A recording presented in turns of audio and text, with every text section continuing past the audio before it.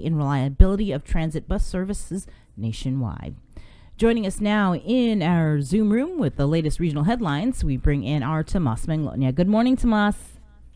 Good morning, Bring Chris. Here's the latest making news in the CNMI with containing COVID-19. The CNMI Department of Labor is facing criticism after it gave notice that CW1 workers are not eligible for PUA or FPUC after they were encouraged to apply. They now face claims of fraud and will have to pay back what they received.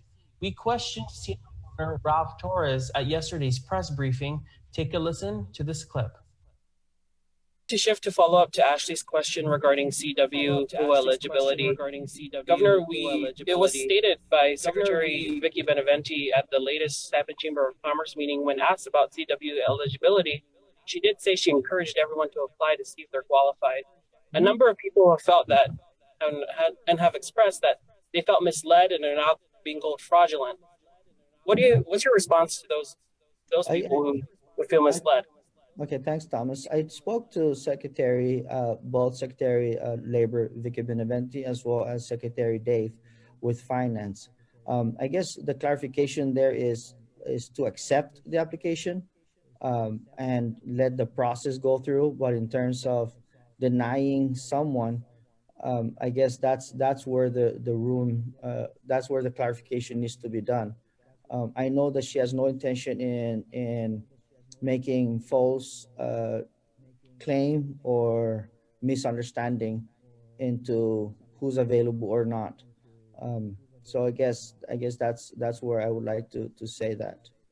But Governor, have you heard though that the press release said that they're fraudulent claims? That's a heavy phrase to throw at someone who was just trying to seek assistance. So what's your message to those who are experiencing this? And Thomas, I appreciate that. Again, when the word fraudulent, right?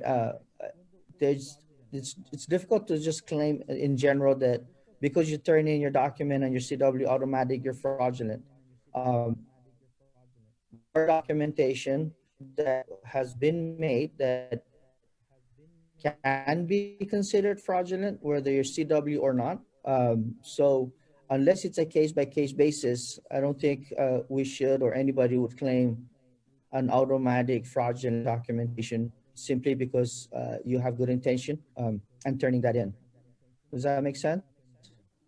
Yes, and it seems that it might be similar than as she was explaining at that last meeting with the disaster unemployment assistance. So where can the CW workers turn to? Is it local government? Is it more federal relief? Where do they look? So everything here, all the resources that we're distributing are federal funds. Those are approved by U.S. Congress and ultimately with the president. Under the COVID relief funds, CWs are not allowed to receive funds. So therefore, the government, cannot give funds on behalf of the federal program if we don't have those funds approved for them. So your question is, where do they turn to? I asked that they asked our U.S. Congress to have them included into the next batch or next relief or amendment to the relief program. It's not clear how many CW workers out of the approximately 10,000 applied in the NMI.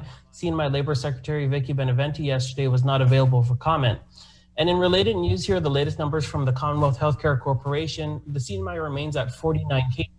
25 of those cases are from travel, 9 from community screening, and 15 are from known contacts. And the breakdown for those diagnosed through travel, 20 are from the U.S. mainland, 2 from a territory, and 3 from a foreign country. Bring Chris, that's the latest making news with containing COVID in the CNMI.